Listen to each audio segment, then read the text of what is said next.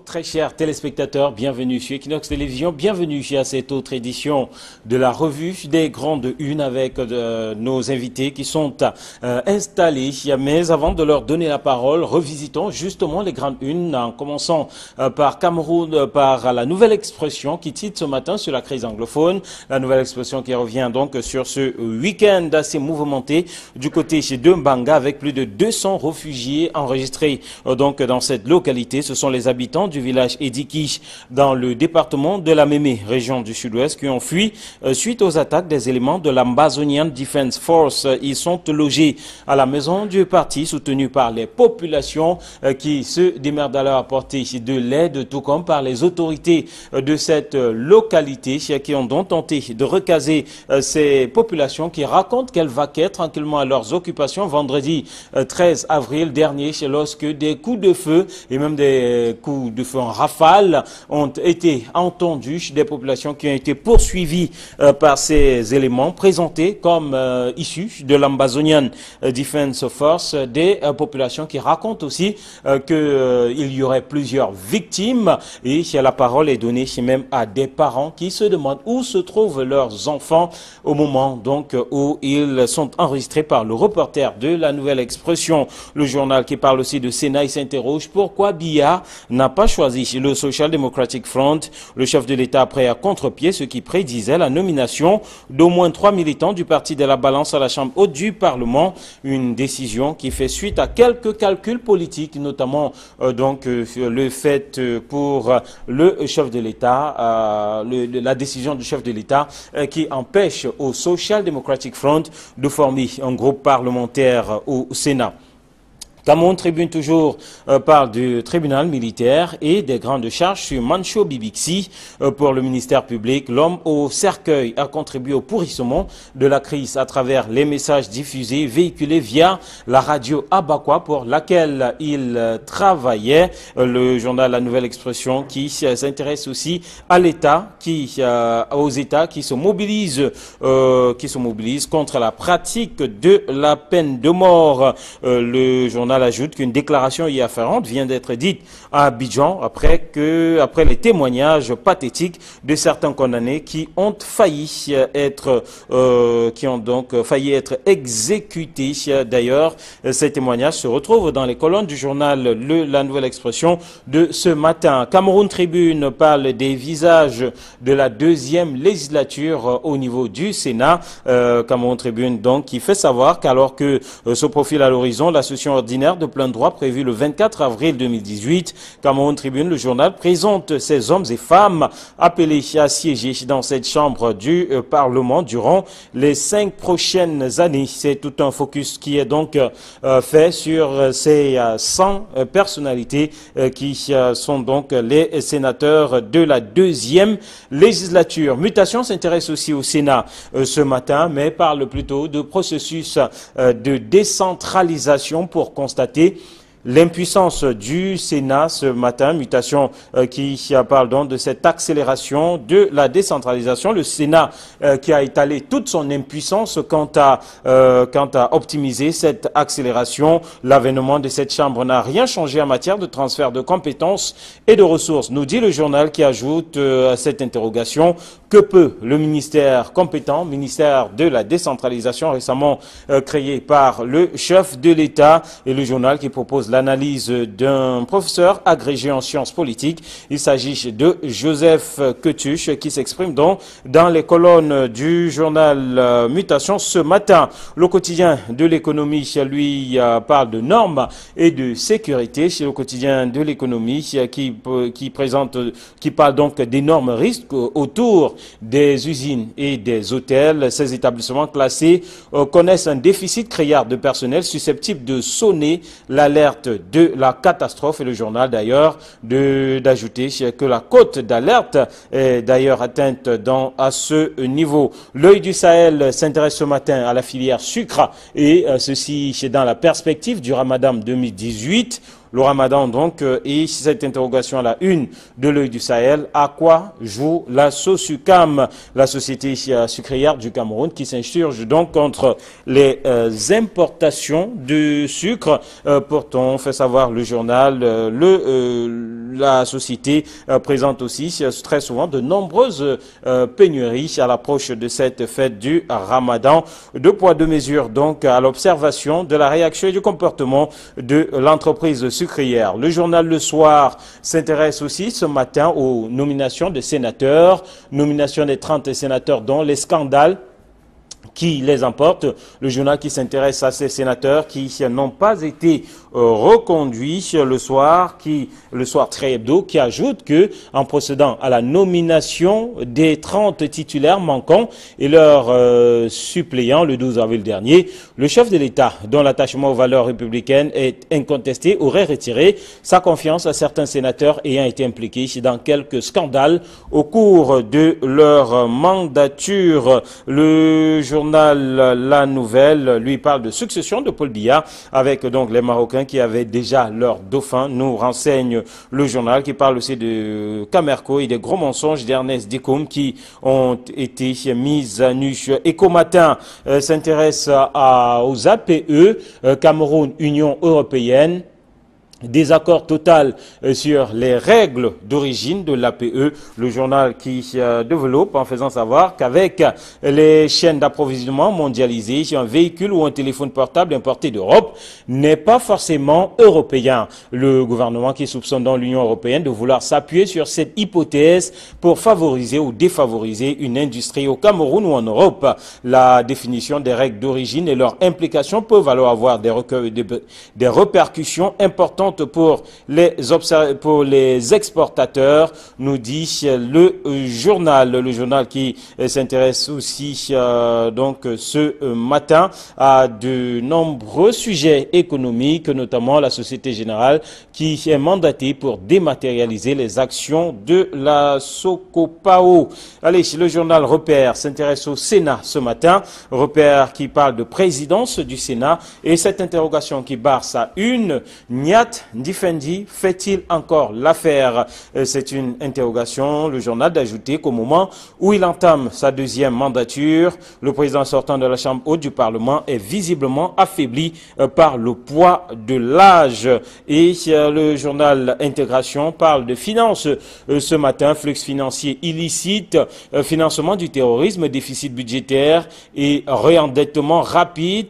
Convergence, la sonnette d'alarme des ministres de la zone franc. Le journal qui ajoute que les 12 et 13 avril dernier à Brazzaville au Congo, la réunion semestrielle des argentiers de la zone franc a exprimé ses inquiétudes et ses préoccupations après avoir pris connaissance, entre autres, du rapport intermédiaire de surveillance multilatérale 2017, les perspectives macroéconomiques de la zone CEMAC pour 2018. Le journal d'ailleurs qui publie ce matin le dit rapport dans ses colonnes. Et puis le journal L'Anecdote parle ce matin de formation des infirmiers. La grosse escroquerie, nous dit L'Anecdote, qui ajoute que l'on vit l'absence d'une politique nationale de soins et de normes et de standards, de la surfacturation de la scolarité, la gestion à l'appel du personnel paramédical. Et c'est le journal qui se parle donc d'urgence de la réforme de la profession infirmière au Cameroun. C'est un dossier qui est proposé aux pages 9 et 10. Le journal qui parle aussi de la mise au point du ministre du Commerce relativement à la filière poisson et à l'importation du poisson. Le ministre qui sonne la fin de la récréation donc dans cette filière à travers sa mise au point. Kalara, ce matin, nous parle de marché public et de Grégoire Ouna qui est traîné en justice pour des médailles. Une société jadis chargée de la fourniture des insignes d'honneur s'insurge contre ce qu'elle considère comme la révocation abusive de son agrément. Les deux parties sont donc en justice et les arguments de chacune des parties sont présentés devant la barre. Info Matin, ce matin donc parle de l'affaire Atangana Kuna. Info Matin qui nous dit que le tribunal criminel spécial recouvre couvre près de 2 milliards de francs CFA. Le patron d'Aspac International, le Belge Jacques Massard, a accepté de payer la somme pour recouvrer la liberté, non sans dédouaner avec force et argument l'ex-ministre de l'économie, l'ex-ministre de l'eau et de l'énergie, victime de dénonciations anonymes, dit-il.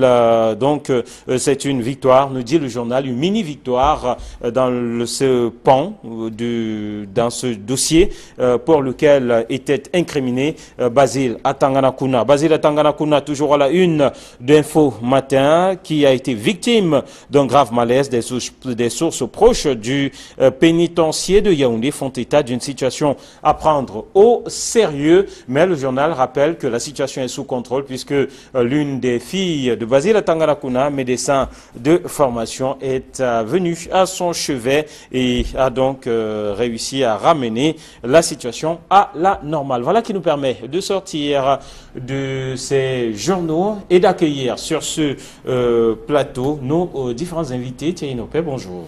Bonjour, bonjour également aux téléspectateurs de la revue des Grandes Unes. C'est avec beaucoup d'entrain que je vous retrouve ce matin. Allez, il y a beaucoup de plaisir aussi de notre part. Bonjour Bernard. Bonjour Eric Marcian Djomo, le rédacteur en chef. Bonjour Thierry Niopé. Bonjour à tous les téléspectateurs de Kinox TV. Alors, on démarre ce matin avec la crise anglophone et la une du journal La Nouvelle Expression, qui est d'ailleurs le seul journal qui s'est véritablement intéressé à ce qui s'est passé du côté de Mbanga le week-end dernier. 200 réfugiés. On était habitué jusque-là aux réfugiés qui sortaient du territoire pour se retrouver du côté du Nigeria. Là, on a affaire aux réfugiés en interne du côté de Mbanga. En réalité, on ne saurait véritablement parler de réfugiés à ce niveau, mais il est quand même clair qu'il était pratiquement impossible pour ces populations de déplacer. Voilà, de déplacer. Et puis en même temps, cela n'était pas possible d'aller au-delà, parce que, comme l'a souligné d'ailleurs les reporters de la Nouvelle Expression, les routes étaient barrées, les véhicules ne circulaient pas. C'est un train qui passait par là, qui a eu, en fait, qui a permis à ces populations de se retrouver justement du côté de Mbanga. Il y a même des familles qui sont actuellement divisées parce qu'il y a des parents qui ont fui laissant parfois derrière eux femmes et enfants ou mari et enfants. Donc c'est une situation à prendre avec beaucoup de sérieux. On salue l'efficacité des autorités administratives de cette partie du pays, notamment du côté de Mbanga, le sous-préfet, parce que la maison du parti de cette localité que je connais assez bien est assez exiguë pour contenir près de 200 personnes. Vivement que d'autres dispositions soient prises pour que ces populations aient au moins de quoi vivre en attendant que d'autres mesures palliatives soient prises jusque-là. Mais il faut quand même souligner, pour ce qui est de la situation du côté de la Mémé, que ce n'est pas une première. On a comme l'impression que le sud-ouest du pays est en proie de plus en plus à des actions sans cesse répétées de ces sécessionnistes qui se recrutent dans l'armée ambazonienne et sans que cela ne puisse véritablement être mise à mal par l'autorité administrative. On ne sait pas exactement, oui, par les forces de l'ordre. Il faudrait justement qu'on fasse des efforts à ce niveau, parce qu'on ne comprend pas comment des individus aussi isolés, parce que pour l'instant c'est le cas, on ne sait pas d'où ils viennent, on ne peut pas, on a comme l'impression qu'il y a un État qui est en train de se former dans un État, alors que cela ne devrait pas être le cas. Il y a des forces de l'ordre quand même, il y a l'État qui est suffisamment renseigné, nous osons le croire, et les populations participent quand même à cette contribuent d'une manière ou d'une autre à cette divulgation de l'information. Il faut vivement que des autorités prennent des mesures qu'ils imposent pour sécuriser davantage les personnes et des biens. Voilà. Bernard, on a l'impression là qu'on est dans un paradigme nouveau avec donc ces personnes présentées comme les Ambazonian Forces ou les forces de défense de l'Ambazonie, ou ces personnes présentées comme des sécessionnistes qui jusque-là ne s'attaquaient pas véritablement aux populations, l'ont fait vendredi dernier. C'est une tournure nouvelle selon vous dans cette crise? Oui, effectivement. La dernière fois que j'étais intervenu ici, j'ai utilisé un néologisme. J'ai parlé de l'ambazonisation des zones francophones, des zones anglophones, c'est-à-dire que les régions du sud-ouest et du nord-ouest. Mais l'ambazonisation là est en marche. Parce que, à l'évidence, Ça, c'est un cas de déplacés. De déplacés, c'est-à-dire que des gens qui sont dans leur propre pays, qui partent de leur zone d'habitation, de leur lieu naturel d'habitation, pour aller ailleurs, en raison de ce que l'insécurité s'est installée. Ça veut dire quoi? Ça veut dire que la question qu'il faut se poser, est-ce que finalement, il y a le pouvoir d'un État régalien dans les zones du nord-ouest et du sud-ouest? Si oui, pourquoi est-ce que les gens peuvent se déplacer? Sinon, pourquoi est-ce que le pouvoir régalien a foutu le camp dans ces zones-là? Il faut se poser des questions. On ne peut pas comprendre que dans un État normal et bien sécurisé, que des personnes, ce n'est pas une épidémie, ce n'est pas une catastrophe, que les gens puissent se déplacer du fait qu'il y a des bandes armées qui les poursuivent. Où est l'État pour sécuriser ces gens? C'est la question qu'il faut se poser. Et il faut que l'État régalien prenne ses responsabilités. Oui, parce qu'on arrive à une situation où on ne comprend finalement rien. On ne peut plus partir paisiblement, aisément de Douala pour dire qu'on part à Bouéa ou je sais pas, dans la même Ouamoutenguet, parce qu'on a peur d'être chassé de là-bas. Ou c'est le Cameroun, ou ce n'est pas le Cameroun. Voilà, on présente ceux qui ont fait fuir ces populations comme étant des sécessionnistes, mais une question naît et grandit de plus en plus sur l'organisation. On a finalement le sentiment, Thierry, qu'il s'agit là des groupuscules qui agissent quasiment de façon indépendante. Mais des groupuscules armés quand même, oui, parce que là, les reporters parlent de coups de feu, en fait, des témoignages qui ont été recueillis disent justement qu'il y a eu des rafales, et quand on parle de rafales, il ne s'agit pas d'une arme de chasse, comme a laissé entendre le ministre de l'administration territoriale qui avait décidé justement de fermer les armureries. C'est pour démontrer effectivement que ces gens sont suffisamment équipés, et il y a même certaines informations qui avaient laissé croire il y a quelques mois que l'Ambazonie ou les Ambazoniens s'armaient progressivement à partir des frontières. Quand on écoute ce qui s'est passé du côté de la Mémé, on a comme l'impression effectivement que ces informations disaient vrai, et si la situation continue, justement, on pourra vivre autre chose que ce qui est en train de se vivre là. N'oublions pas que cela s'est par ailleurs passé, parce que ce n'est pas le seul cas. Cela s'est passé également du côté de Dadi, et l'État a dû déployer un trésor d'énergie pour sécuriser cette zone et demander aux populations de revenir. Et jusqu'à présent, je vous assure que ces localités ne sont toujours pas habitées. Les enfants de ce côté ne partent pas du tout à l'école. On a justement, Bernard Batana le soulignait tout à l'heure, que l'État semble démissionner progressivement de ses responsabilités. C'est pour ça que je demandais tout à l'heure que les autorités administratives fassent davantage d'efforts pour sécuriser les personnes des biens. On sait d'ailleurs que le gouverneur de la région du Sud-Ouest, Bernard Okalia Bilay, qu'on connaît d'ailleurs être un homme de poigne, devrait prendre toutes les dispositions qui s'imposent pour ramener la quiétude de ce côté. Parce que si ça continue ainsi, nous autres qui allons de temps à autre du côté de Kribi ou de Kumba, voir des parents, on n'aurait plus le courage d'y aller. On croyait justement que c'était des zones reculées qui étaient attaquées jusqu'ici, mais quand on vient jusqu'au niveau de la route Kumba, on a comme l'impression qu'il y a quelque chose qui ne va pas. Il y a quelque chose qui ne va pas. Vers quoi tend-on donc avec cette autre tournure, cette nouvelle tournure? C'est une interrogation, tout comme une autre interrogation, Bernard, c'est celle qui porte sur la réaction justement des autorités au niveau de Yaoundé, parce qu'on a apprécié justement, comme le relevait Thierry, la prompte réaction de monsieur le sous-préfet du côté de Mbanga, mais on n'a pas forcément le sentiment que c'est une situation qui fait bouger tout au moins les ministres qui sont en charge de la question. Tout à fait, je l'ai dit tout à l'heure, il faut déplorer, pour le dire, le silence qui devient assourdissant du pouvoir de Yaoundé face à une situation d'une extrême gravité. Parce que, justement, il faut que les gens se sentent en sécurité dans leur pays. Vous ne pouvez pas me dire que moi je suis de la Mémé et que des bandes armées viennent me pourchasser pour des raisons que j'ignore, et que le pouvoir de Yaoundé, qui est supposé me protéger, ne réagisse pas. Le sous-préfet de Mbanga est dans son rôle. Il est dans son rôle d'accueillir ceux qui viennent.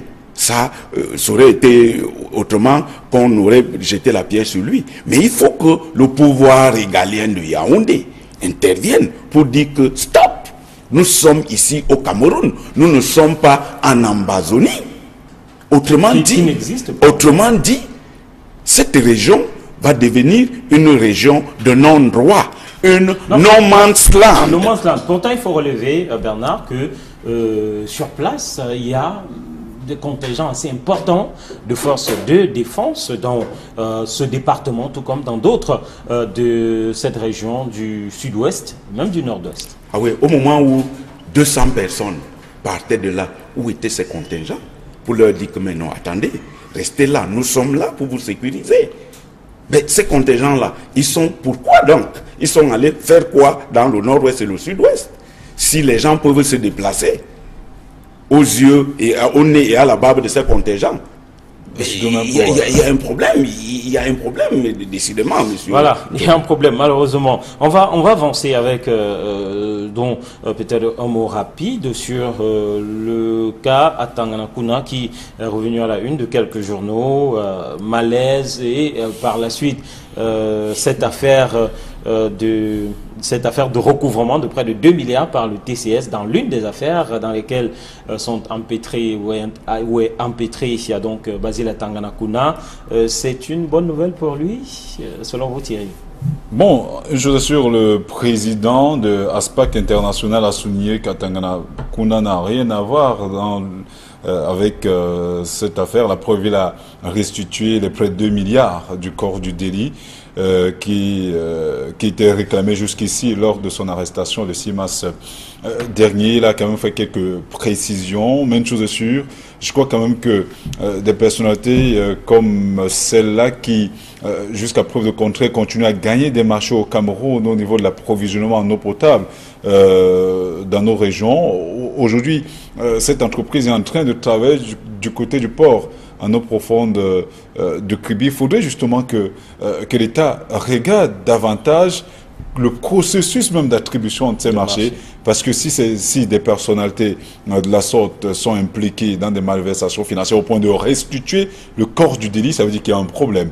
Maintenant, de là, dédouaner Basile Tanganakuna... Ça veut dire pour vous n'êtes pas surpris par son discours qui porte à croire que voilà, Basile Tanganakuna n'a rien fait. Je vous rappelle en même temps que le même Basile Tanganakuna qui a été en fuite au Cameroun était également reproché d'être impliqué dans des affaires, notamment de la CDE. Il avait longuement clamé son innocence, mais les faits au quotidien ont démontré le contraire. Au moment même de son arrestation, des sources crédibles laissent croire qu'il y a plusieurs pontes du régime qui ne dorment plus tranquilles parce qu'il y a beaucoup de ramifications, beaucoup de connivence autour de ces différents dossiers-là. Donc, laissons la justice faire son travail. Ce sont des cas qui sont étudiés au niveau du tribunal criminel spécial. On espère quand même que d'ici à là, on saura exactement ce qui se passe. Mais toujours est-il qu'il n'y a jamais de fumée sans feu. Voilà. Et le journal de nous rappeler qu'il a été victime dans la nuit de samedi à dimanche d'un grave malaise, une fatigue généralisée. C'est une situation à laquelle sont confrontés beaucoup de prisonniers de luxe de ce côté-là, Bernard. Oui, Éric Martial, il y a eu une sortie de Atangana Mibara qui est en prison et qui a présenté tout le cheminement. Tout le cheminement. Physique et psychologique. Physique et psychologique, comment il faut s'habituer à vivre dans une maison non climatisée, il faut s'habituer à dormir sur un lit d'une seule place, il faut certainement Tanganakuna ne s'est pas exercé à cela. Donc c'est normal qu'il tombe malade. C'est-à-dire que son organisme réagit, parce qu'il change de confort de vie. Ça, c'est un problème d'adaptation. Et c'est d'autant plus intéressant que sa fille est médecin qui sera à ses côtés. Ce que les autres prisonniers, privilèges que les autres prisonniers lambda n'ont pas. Bon, maintenant, l'autre chose, c'est, on parle de rembourser, de redonner le corps du délit. Moi, je suis surpris. La procédure n'est même pas encore ouverte sur le cas à Tanganakuna. Que les gens disent maintenant qu'on va restituer le corps du délit. De quel délit s'agit-il? De quoi est-ce que Atanganakuna est accusé par la justice? On ne sait pas. Quelqu'un vient comme ça, comme sorti de la cuisse de Jupiter, pour dire que voilà, je restitue le corps du délit. Vraiment. En tout cas, c'est dans l'une des affaires. C'est dans l'une des affaires, oui, justement. Mais dans l'une des affaires. En attendant, dans l'une des affaires connues, puisque la personne, M. Massar, avait été interpellé. Mais la justice n'a pas encore dit ce contre quoi Atangana. En tout cas, dans l'une des affaires, ce n'est pas dans l'affaire du Belge, moi, je pense Atangana Kuna a été cité, je pense, comme co-accusé. Ce n'est que l'une des affaires. Oui, l'une des affaires. Alors, vous croyez que en restituant le corps du délit de l'une des affaires, Atangana Kuna sera libéré? On ne sait pas. C'est à la justice de décider. Absolument. Voilà. Allez, merci messieurs. Le temps à nous est arrivé à son terme. Merci Thierry d'être passé par ici. Merci Bernard. Merci chers téléspectateurs. Demain sera notre jour et forcément nous serons là pour un autre numéro de la revue des grandes unes sur Equinox Télévision. En attendant, je vous souhaite de passer une très belle suite des programmes sur votre télé.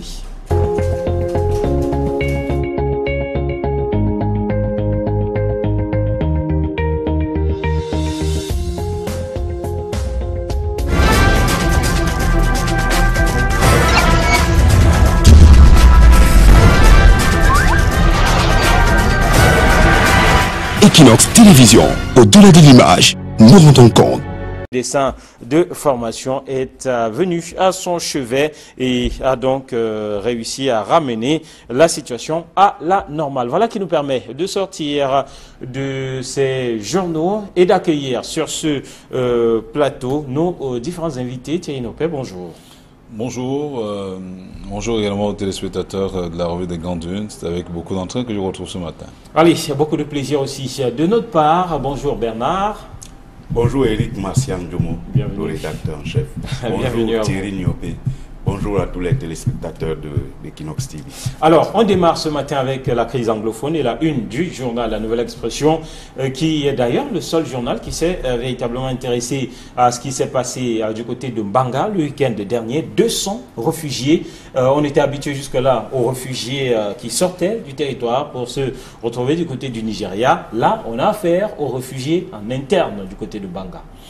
En réalité, on ne saurait véritablement parler de réfugiés à ce niveau, mais il est quand même clair qu'il était pratiquement impossible pour ces populations de déplacer. Voilà, de déplacer. Et puis en même temps, cela n'était pas possible d'aller au-delà, parce que, comme l'a souligné d'ailleurs les reporters de la Nouvelle Expression, les routes étaient barrées, les véhicules ne circulaient pas. C'est un train qui passait par là, qui a eu, en fait, qui a permis à ces populations de se retrouver justement du côté de Mbanga. Il y a même des familles qui sont actuellement divisées parce qu'il y a des parents qui ont fui laissant parfois derrière eux femmes et enfants ou mari et enfants. Donc c'est une situation à prendre avec beaucoup de sérieux. On salue l'efficacité des autorités administratives de cette partie du pays, notamment du côté de Mbanga, le sous-préfet, parce que la maison du parti de cette localité que je connais assez bien est assez exiguë pour contenir près de 200 personnes. Vivement que d'autres dispositions soient prises pour que ces populations aient au moins de quoi vivre en attendant que d'autres mesures palliatives soient prises jusque-là. Mais il faut quand même souligner, pour ce qui est de la situation du côté de la Mémé, que ce n'est pas une première. On a comme l'impression que le sud-ouest du pays est en proie de plus en plus à des actions sans cesse répétées de ces sécessionnistes qui se recrutent dans l'armée ambazonienne et sans que cela ne puisse véritablement être mise à mal par l'autorité administrative. On ne sait pas exactement, oui, par les forces de l'ordre. Il faudrait justement qu'on fasse des efforts à ce niveau, parce qu'on ne comprend pas comment des individus aussi isolés, parce que pour l'instant c'est le cas, on ne sait pas d'où ils viennent, on ne peut pas, on a comme l'impression qu'il y a un État qui est en train de se former dans un État, alors que cela ne devrait pas être le cas. Il y a des forces de l'ordre quand même, il y a l'État qui est suffisamment renseigné, nous osons le croire, et les populations participent quand même à cette contribuent d'une manière ou d'une autre à cette divulgation de l'information. Il faut vivement que les autorités prennent des mesures qu'ils imposent pour sécuriser davantage les personnes et des biens. Voilà. Bernard, on a l'impression là qu'on est dans un paradigme nouveau avec ces personnes présentées comme les Ambazonian Forces ou les forces de défense de l'Ambazonie, ou ces personnes présentées comme des sécessionnistes. Législature, Mutation s'intéresse aussi au Sénat ce matin, mais parle plutôt de processus de décentralisation pour constater l'impuissance du Sénat ce matin. Mutation qui parle donc de cette accélération de la décentralisation. Le Sénat qui a étalé toute son impuissance quant à optimiser cette accélération. L'avènement de cette Chambre n'a rien changé en matière de transfert de compétences et de ressources, nous dit le journal, qui ajoute à cette interrogation: que peut le ministère compétent, ministère de la décentralisation récemment créé par le chef de l'État, et le journal qui propose l'analyse d'un professeur agrégé en sciences politiques. Il s'agit de Joseph Ketuche qui s'exprime donc dans les colonnes du journal Mutation ce matin. Le quotidien de l'économie, lui, parle de normes et de sécurité. Chez le quotidien de l'économie qui parle donc d'énormes risques autour des usines et des hôtels. Ces établissements classés connaissent un déficit criard de personnel susceptible de sonner l'alerte de la catastrophe, et le journal d'ailleurs d'ajouter que la cote d'alerte est d'ailleurs atteinte à ce niveau. L'œil du Sahel s'intéresse ce matin à la filière sucre, et ceci dans la perspective du Ramadan 2018. Le Ramadan donc, et cette interrogation à la une de l'œil du Sahel: à quoi joue la SOSUCAM, la société sucrière du Cameroun, qui s'insurge donc contre les importations de sucre. Pourtant, fait savoir le journal, la société présente aussi très souvent de nombreuses pénuries à l'approche de cette fête du Ramadan. Deux poids, deux mesures donc à l'observation de la réaction et du comportement de l'entreprise sucrière. Le journal Le Soir s'intéresse aussi ce matin aux nominations de sénateurs, nomination des 30 sénateurs dont les scandales qui les emportent. Le journal qui s'intéresse à ces sénateurs qui n'ont pas été reconduits. Le Soir Très Hebdo, qui ajoute que, en procédant à la nomination des 30 titulaires manquants et leurs suppléants le 12 avril dernier, le chef de l'État, dont l'attachement aux valeurs républicaines est incontesté, aurait retiré sa confiance à certains sénateurs ayant été impliqués dans quelques scandales au cours de leur mandature. Le journal La Nouvelle, lui, parle de succession de Paul Biya avec donc les Marocains qui avaient déjà leur dauphin, nous renseigne le journal, qui parle aussi de Camerco et des gros mensonges d'Ernest Dikoum qui ont été mis à nu. Ecomatin s'intéresse aux APE, Cameroun, Union européenne. Désaccord total sur les règles d'origine de l'APE. Le journal qui développe en faisant savoir qu'avec les chaînes d'approvisionnement mondialisées, un véhicule ou un téléphone portable importé d'Europe n'est pas forcément européen. Le gouvernement qui soupçonne dans l'Union européenne de vouloir s'appuyer sur cette hypothèse pour favoriser ou défavoriser une industrie au Cameroun ou en Europe. La définition des règles d'origine et leur implication peuvent alors avoir des répercussions importantes pour les exportateurs, nous dit le journal qui s'intéresse aussi donc ce matin à qui jusque-là ne s'attaquait pas véritablement aux populations, l'ont fait vendredi dernier. C'est une tournure nouvelle selon vous dans cette crise? Oui, effectivement, la dernière fois que j'étais intervenu ici, j'ai utilisé un néologisme, et j'ai parlé de l'ambazonisation des zones francophones, des zones anglophones, c'est-à-dire que les régions du sud-ouest et du nord-ouest. Mais l'ambazonisation là est en marche, parce que, à l'évidence, ça c'est un cas de déplacés, c'est-à-dire que des gens qui sont dans leur propre pays, qui partent de leur zone d'habitation, de leur lieu naturel d'habitation, pour aller ailleurs, en raison de ce que l'insécurité s'est installée. Ça veut dire quoi? Ça veut dire que la question qu'il faut se poser, est-ce que finalement il y a le pouvoir d'un État régalien dans les zones du nord-ouest et du sud-ouest? Si oui, pourquoi est-ce que les gens peuvent se déplacer? Sinon, pourquoi est-ce que le pouvoir régalien a foutu le camp dans cette zone-là? Il faut se poser des questions. On ne peut pas comprendre que dans un État normal et bien sécurisé, que des personnes, ce n'est pas une épidémie, ce n'est pas une catastrophe, que les gens puissent se déplacer du fait qu'il y a des bandes armées qui les poursuivent. Où est l'État pour sécuriser ces gens? C'est la question qu'il faut se poser. Et il faut que l'État régalien prenne ses responsabilités. Oui, parce qu'on arrive à une situation où on ne comprend finalement rien. On ne peut plus partir paisiblement, aisément de Douala pour dire qu'on part à Bouéa ou je sais pas, dans la même Ouamoutenguet, parce qu'on a peur d'être chassé de là-bas. Ou c'est le Cameroun, ou ce n'est pas le Cameroun. Voilà, on présente ceux qui ont fait fuir ces populations comme étant des sécessionnistes, mais une question naît et grandit de plus en plus sur l'organisation. On a finalement le sentiment, Thierry, qu'il s'agit là des groupuscules qui agissent quasiment de façon indépendante.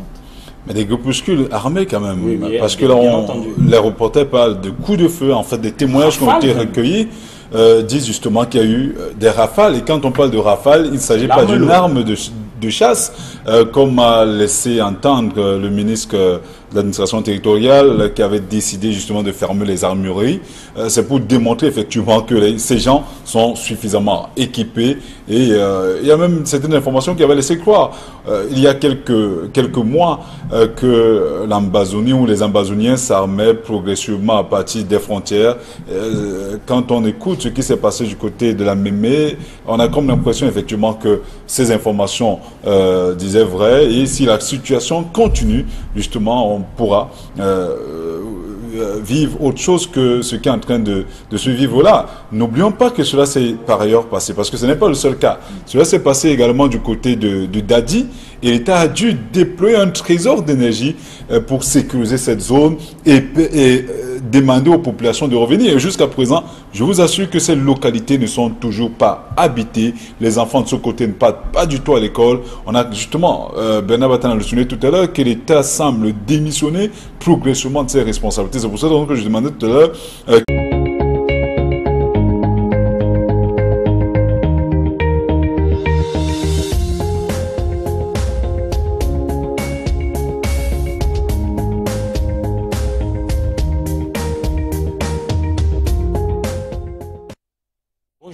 Très chers téléspectateurs, bienvenue sur Equinox Télévision, bienvenue à cette autre édition de la revue des grandes unes avec nos invités qui sont installés. Mais avant de leur donner la parole, revisitons justement les grandes unes en commençant par Cameroun, par la nouvelle expression qui titre ce matin sur la crise anglophone. La nouvelle expression qui revient donc sur ce week-end assez mouvementé du côté de Mbanga avec plus de 200 réfugiés enregistrés donc dans cette localité. Ce sont les habitants du village Ediki dans le département de la Mémé, région du sud-ouest, qui ont fui suite aux attaques des éléments de l'Ambazonian Defense Force. Ils sont logés à la maison du parti, soutenus par les populations qui se démerdent à leur apporter de l'aide, tout comme par les autorités de cette localité qui ont donc tenté de recaser ces populations qui racontent qu'elles vaquaient tranquillement à leurs occupations vendredi 13 avril dernier, lorsque des coups de feu et même des coups de feu en rafale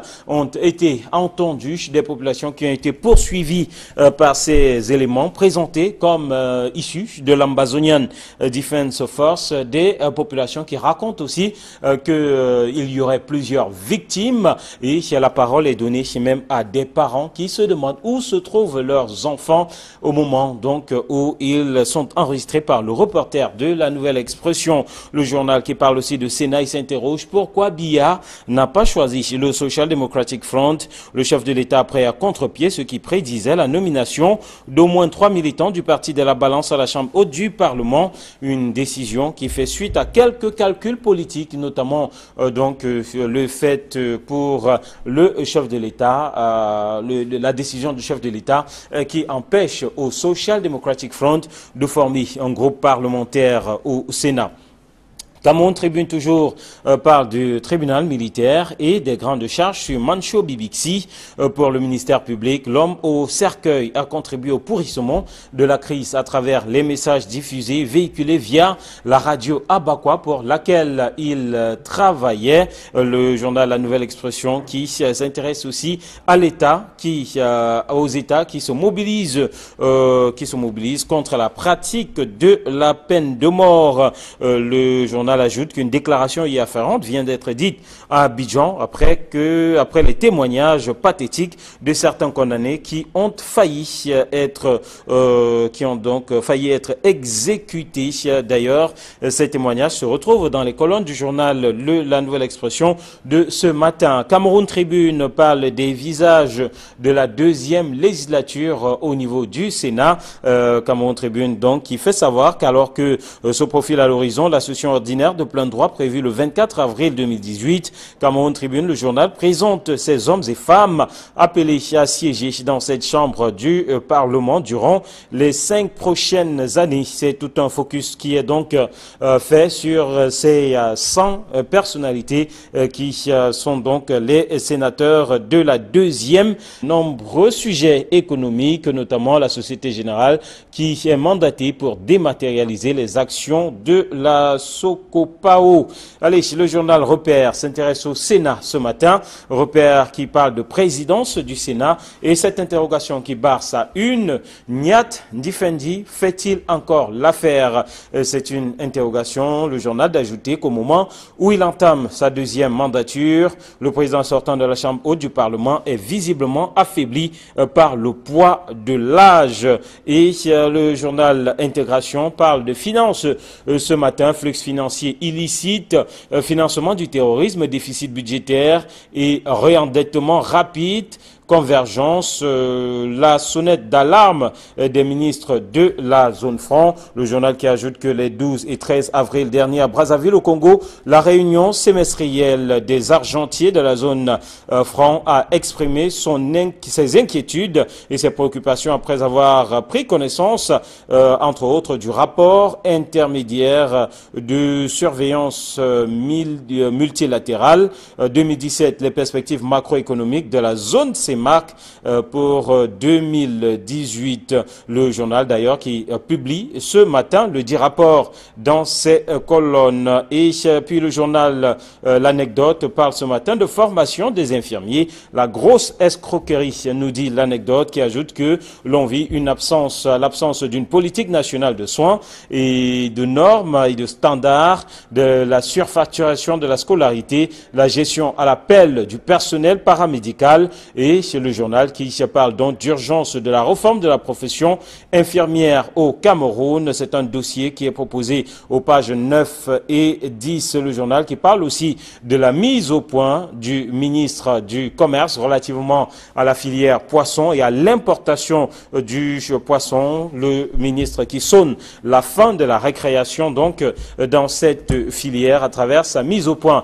Kalara, ce matin, nous parle de marché public et de Grégoire Ouna qui est traîné en justice pour des médailles. Une société jadis chargée de la fourniture des insignes d'honneur s'insurge contre ce qu'elle considère comme la révocation abusive de son agrément. Les deux parties sont donc en justice et les arguments de chacune des parties sont présentés devant la barre. Info Matin, ce matin donc parle de l'affaire Atanganakuna. Info Matin qui nous dit que le tribunal criminel spécial recouvre près de 2 milliards de francs CFA. Le patron d'Aspac International, le Belge Jacques Massard, a accepté de payer la somme pour recouvrer la liberté, non sans dédouaner avec force et argument l'ex-ministre de l'économie, l'ex-ministre de l'eau et de l'énergie, victime de dénonciations anonymes, dit-il.